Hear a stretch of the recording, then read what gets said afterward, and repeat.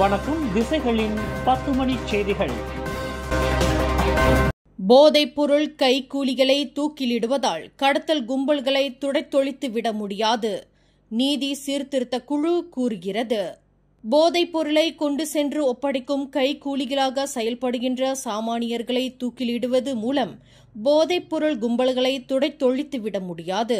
மாறாக கடத்தல் கும்பல்கள் மேலும் நெஞ்சூரம் பெறவே இது வழிவகுக்கும் என்று நீதி சீர்திருத்த குழுவான ஹயாட் கூறுகிறது. போதைப்பொருள் கைக்கூலிகளை தூக்கிலிடுவது மூலம் போதைப்பொருள் கடத்தலுக்கு பின்னணியில் செயல்படுகின்ற சாத்தியமான நபர்களை திறம்பட அகற்றிவிடும் என்று ஹயாட் கூறுகிறது. சாமானியர்களுக்கு விதிக்கப்படும் தூக்கு தண்டனை போதைப்பொருள் கடத்தல் கும்பல்களை அசர வைத்து விடாது, மாறாக அவர்கள் தங்கள் நடவடிக்கைகளை தொடரவே வழிவகுக்கும் என்று அந்த குழு கூறுகிறது. சிங்கப்பூரில் இன்று மதியம் 39 வயதான மலேசிய பிரஜையான கே தட்சிணாமூர்த்திக்கு தூக்கு தண்டனை நிறைவேற்றப்பட்டது தொடர்பில் ஹயாட் எதிர்வினையாற்றியது. போதைப்பொருள் கடத்திய குற்றத்திற்காக இன்று பிற்பகலில் தூக்கிலிடப்பட்ட ஒரு மலேசிய பிரஜையான தட்சிணாமூர்த்தி காத்தையா தன்னை தற்காத்துக் கொள்வதற்கு அனைத்து சட்ட நடைமுறைகளும் வழங்கப்பட்டதாக சிங்கப்பூரின் மத்திய போதைப்பொருள் தடுப்பு வாரியம் ஓர் அறிக்கையில் தெரிவித்துள்ளது. கடந்த 11 ஆண்டு காலமாக சிங்கப்பூரின் சட்ட நடைமுறைகளை பின்பற்றியே இந்த வழக்கு முன்னெடுக்கப்பட்டது. 39 வயதுடைய தட்சிணாமூர்த்திக்கு மரண தண்டனை உறுதி செய்யப்பட்ட பின்னர் ஆக கடைசி வாய்ப்பாக சிங்கப்பூர் அதிபரின் பொது மன்னிப்பு கோரும் கருணை மனுவிற்கும் அவர் விண்ணப்பித்தார். அந்த மனு நிராகரிக்கப்பட்டதை அடிப்படையாக கொண்டு சிங்கப்பூர் சட்ட அமலாக்கத்திற்கு ஏற்ப தட்சிணாமூர்த்திக்கு மரண தண்டனை நிறைவேற்றப்பட்டதாக அது குறிப்பிட்டுள்ளது. சிங்கப்பூருக்குள் தட்சிணாமூர்த்தி கடத்தி வந்த போதைப் பொருளின் அளவு ஒரு வாரத்திற்கு சுமார் 540 பேருக்கு போதை பழக்கத்தை ஏற்படுத்தக்கூடியதாகும் என்று மத்திய போதைப்பொருள் தடுப்பு வாரியம் தனது அறிக்கையில் சுட்டிக்காட்டியுள்ளது. வேப் மின் சிகரெட் விற்பனை அடுத்த ஆண்டு மத்திய வாக்கில் தடை செய்யப்படலாம் என்று எதிர்பார்க்கப்படுவதாக சுகாதார அமைச்சர் டத்தோ டாக்டர் ஜுல்கிஃப்லி அஹ்மத் தெரிவித்தார். அந்த மின் சிகரெட் விற்பனையை தடை செய்வதில் சுகாதார அமைச்சு முழு கடப்பாட்டை கொண்டுள்ளது. எனினும் கட்டம் கட்டமாக அணுகுமுறையை கையாள வேண்டியுள்ளது என்று அவர் விளக்கினார். அடுத்த ஆண்டு மத்திய வாக்கில் அல்லது 2வது அரையாண்டில் மின் சிகரெட் விற்பனைக்கு முடிவு கட்டப்படும் என்று டாக்டர் ஜுல்கிஃப்லி குறிப்பிட்டார். பாலஸ்தீன போராளிகள் இயக்கமான அமாஸின் மையமாக மலேசியா செயல்படுகிறது என்று கூறப்படும் குற்றச்சாட்டை துணை பிரதமர் டத்தோஸ்ரீ அஹ்மத் ஜாயிட் அமிடி மறுத்துள்ளார். அதற்கான சாத்தியம் இல்லை என்பதுடன் அது அடிப்படையற்ற குற்றச்சாட்டாகும் என்று அஹ்மத் ஜாயிட் விளக்கினார். மலேசியாவின் பாதுகாப்பு அம்சங்களை தொடர்ந்து கண்காணிப்பதற்கு நாட்டிற்கு சொந்த சிறப்பு படை உண்டு. அரச மலேசிய போலீஸ் படையின் சிறப்பு பிரிவு அந்த பணிகளை செவ்வனே செய்து வருகிறது என்று அஹ்மத் ஜாயிட் குறிப்பிட்டார். ஹமாஸின் பயிற்சி தளம் மலேசியாவில் இல்லை, பயிற்சி அளிப்பதற்கு இங்கு இடமில்லை என்று அவர் விளக்கினார். ஏற்கனவே இத்தகைய குற்றச்சாட்டு கூறியபோது போலீஸ் படை தலைவர் வன்மையாக மறுத்திருப்பதையும் அஹ்மத் ஜாயிட் சுட்டிக்காட்டினார். கம்போடியாவிற்கும் தாய்லாந்துக்கும் இடையில் போர் நிறுத்த ஒப்பந்தத்தை எளிதாக்குவதில் மலேசியா மேற்கொண்ட முயற்சியானது மலேசியாவின் வெற்றியையும் ஆசியானின் வலிமையையும் நிரூபிக்கும் ஒரு முக்கிய சாதனையாக அமெரிக்க அதிபர் டொனால்டு டிரம்ப் அங்கீகரித்துள்ளார் என்று பிரதமர் டத்தோஸ்ரீ அன்வார் இப்ராஹிம் தெரிவித்தார். பிராந்திய பிரச்சினைகள், குறிப்பாக கம்போடியா தாய்லாந்து மோதல் தொடர்பாக தொலைபேசி உரையாடல் வழி விவாதித்த அமெரிக்க அதிபர் இவ்விவகாரத்தை சுட்டிக்காட்டியதாக டத்தோஸ்ரீ அன்வார் குறிப்பிட்டார். அதேவேளையில் ஆசியான் தலைவர் என்ற முறையில் மலேசியா இந்த பிராந்திய அமைதியை உறுதி செய்வதில் தொடர்ந்து ஒரு முன்னோடி பங்களிப்பை வழங்கும் என்று டிரம்பிடம் தாம் உறுதி கூறியதாக டத்தோஸ்ரீ அன்வார் தெரிவித்தார். STH ICT கன்சல்டன்ட் நிறுவனத்தின் ஏற்பாட்டில் ஏசிய பசிபிக் பல்கலைக்கழகம், ஜோபா அகாடமி ஆஸ்திரேலியா, பயோனிட்டி, மலேசிய ICT சங்கம் ஆகியவற்றின் இணை ஆதரவுடன் தேசிய அளவிலான ஆவணப்பட போட்டி 2025 சிறப்பாக நடைபெற்றது.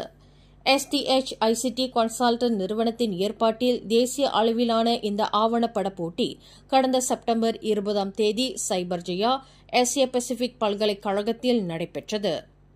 Your vision, your voice, your story என்ற கருப்பொருளின் அடிப்படையில் நடைபெற்ற இந்த போட்டி மாணவர்களின் படைப்பாற்றலையும் சமூக பார்வையையும் வெளிப்படுத்தும் ஒரு முக்கிய தளமாக அமைந்தது. இப்போட்டி 2 நிலைகளில் நடத்தப்பட்டது. 1ஆம் நிலையில் my school then and now என்ற தலைப்பில் போட்டியாளர்கள் தங்கள் பள்ளியின் வரலாற்றையும் அதன் தற்போதைய வசதிகளையும் முன்னேற்றங்களையும் ஒப்பீடு வடிவில் வெளிப்படுத்தும்படி கூறப்பட்டிருந்தனர். அதன் அடிப்படையில் பெறப்பட்ட ஆவணப்படங்களில் சிறந்த படங்களை நடுவர்கள் குழு தேர்வு செய்தனர். அதன்படி 1ஆம் நிலையில் இப்போ சென்ட் பிலோமினா கான்வென்ட் தமிழ் பள்ளி மாணவி அர்ஷிகா சண்முகநாதன் சாம்பியனாக தேர்வாகினார். லாடாங் பீடோர் தஹான் தமிழ் பள்ளி மாணவி கவியேத்ரா ராவ் ஏ சந்திரராவ் முதல் இடத்தையும், சுபாங் துன்சம்பந்தன் தமிழ் பள்ளி மாணவன் தஷீலன் சுந்தரேசன் 2ஆம் இடத்தையும் பெற்றனர். 2ஆம் நிலை போட்டியில் Malaysian education towards the world என்ற தலைப்பில் மாணவர்கள் மலேசிய கல்வியின் உலகளாவிய வளர்ச்சியையும் பங்களிப்பையும் அடுத்த கட்ட மேம்பாடுகள் குறித்த தொலைநோக்கு பார்வைகளையும் வெளிப்படுத்தினர். இதில் லாடாங் சுங்காய்ச்சோ தமிழ் பள்ளி மாணவி காவ்யா ராதாகிருஷ்ணன் சாம்பியனாகவும், லாடாங் கைரோ தமிழ் பள்ளி மாணவி ஐஸ்வர்யா குணராஜ் முதல் இடத்தையும், சுபாங் துன்சம்பந்தன் தமிழ் பள்ளியைச் சேர்ந்த திஷலன் சுந்தரேசன் 2ஆம் இடத்தையும் பெற்றனர். இப்போட்டியை ஏசிய பசிபிக் யூனிவர்சிட்டியின் டாக்டர் கோகிலமலர் காளிசாமி, டி.எஸ். உமாபதி ஏகநாதன் மற்றும் டி.எஸ். டாக்டர் மணிமேகலை ராஜேந்திரன் ஆகியோர் நடுவர்களாக இருந்து மதிப்பீடு செய்தனர். இப்போட்டி குறித்து விவரித்த STH ICT கன்சல்டன்ட் நிறுவனத்தின் தலைவர் திலகவதி பாலச்சந்திரன், AI போன்ற செயற்கை நுண்ணறிவு தொழில்நுட்ப வளர்ச்சிக்கு ஏற்ப மாணவர்கள் தங்களை தயார்படுத்திக் கொள்ள வேண்டிய அவசியம் ஏற்பட்டுள்ளதாக குறிப்பிட்டார். கட்டத்தில் தொழில்நுட்ப வளர்ச்சி மிக சிறப்பா வளர்ந்துகிட்டே இருக்கு. இன்றைய காலத்துல மாணவர்களுக்கு இது முக்கியமான ஒரு பாடத்திட்டமா இருக்கு. இந்த தொழில்நுட்ப, அதாவது ICT பாடத்திட்டம்.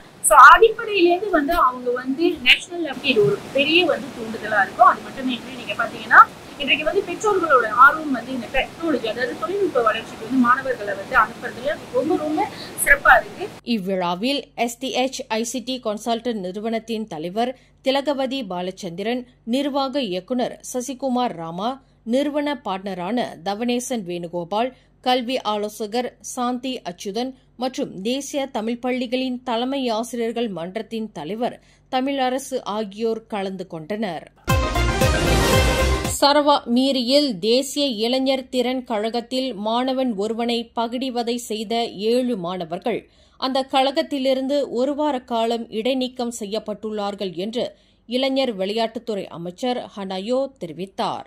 அந்த 7 மாணவர்களின் இடைநீக்கம் நேற்று முதல் அமலுக்கு வந்துள்ளதாக அமைச்சர் குறிப்பிட்டார்.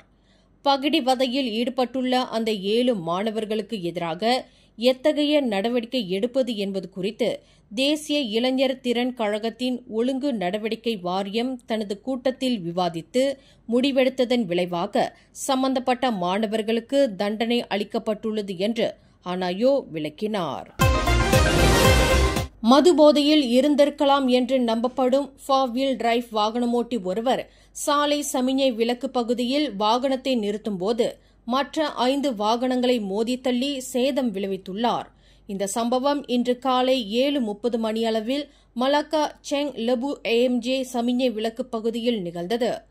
மிசுபிஷி 3 டன் ரகத்தைச் சேர்ந்த அந்த பிக்அப் வாகனம் பண்டார் மலாக்காவிலிருந்து வந்து கொண்டிருந்த போது வேக கட்டுப்பாட்டை இழந்திருக்கலாம் என்று பூர்வாங்க விசாரணையில் தெரிய வந்துள்ளது என்று மலாக்கா தங்கா மாவட்ட போலீஸ் தலைவர் ACP கிறிஸ்டபர் பட்டேட் தெரிவித்தார்.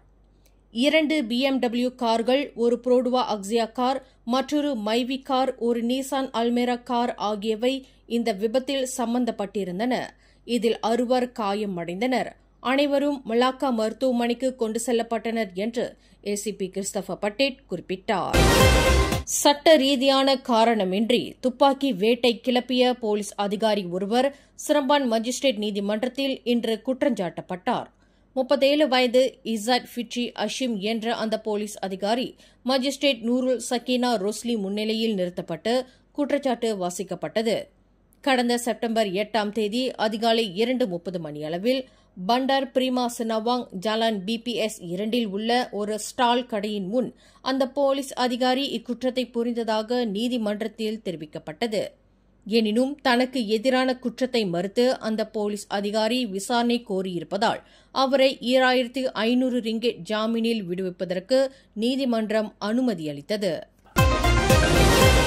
ஜோஹர் பாருவில் கடந்த சனி ஞாயிற்றுக்கிழமைகளில் மேற்கொள்ளப்பட்ட தொடர் சோதனை நடவடிக்கைகளில் ஒரு காதல் ஜோடி உட்பட 3 கைது செய்யப்பட்டது மூலம் தாமான் டெலிமா 2 உள்ள ஒரு அடுக்குமாடி வீட்டில் செயல்பட்டு வந்த போதைப்பொருள் விநியோகிப்பு கும்பலை போலீசார் முறியடித்துள்ளனர் என்று ஜோஹர் மாநில போலீஸ் தலைவர் டத்தோ அப்துல் ரஹ்மான் அர்ஷித் தெரிவித்தார்.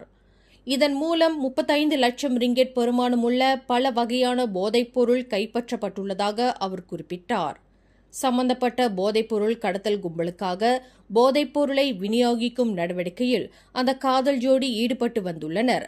கடந்த சனிக்கிழமை இரவு 10:35 மணியளவில் ஜோஹர் பாரு தாமான் சந்தோசாவில் உள்ள ஒரு ஹோட்டல் அறையில் போலீசார் மேற்கொண்ட சோதனையில் அந்த காதல் ஜோடி பிடிபட்டனர்.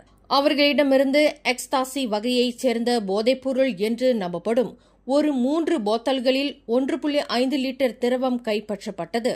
தாமான் சந்தோசாவில் ஜாலன் சுத்ரா 3 மேற்கொள்ளப்பட்ட மற்றொரு சோதனையில் ஒரு உள்ளூர் ஆடவர் கைது செய்யப்பட்டதுடன் மேலும் பல போதைப் பொருட்கள் கைப்பற்றப்பட்டது. அந்த நபர் வேதியியலாளர் என்பது தெரியவந்துள்ளது என்று டத்தோ அப்துல் ரஹ்மான் குறிப்பிட்டார். தாம் உருவாக்கிய ஆபாச வீடியோ படத்தை தன்னுடைய எக்ஸ் தள கணக்கில் பதிவேற்றம் செய்த குற்றத்திற்காக பொது பல்கலைக்கழக மாணவன் ஒருவனுக்கு கோலாலம்பூர் செஷன்ஸ் நீதிமன்றம் இன்று 10,000 ரிங்கே அபராதம் விதித்தது. 24 வயது ஐடில் அக்மல் அசஹர் என்ற அந்த மாணவன் தனக்கு எதிரான குற்றத்தை ஒப்புக்கொண்டதைத் தொடர்ந்து நீதிபதி சுஹைலா ஹேரன் இந்த அபராத தொகையை விதித்தார். அந்த மாணவன் இக்குற்றத்தை கடந்த 2024ஆம் ஆண்டு மார்ச் 1 தேதி இரவு 10:45 மணியளவில் ஷாலாமில் உள்ள தனது வீட்டில் இக்குற்றத்தை புரிந்ததாக நீதிமன்றத்தில் தெரிவிக்கப்பட்டது.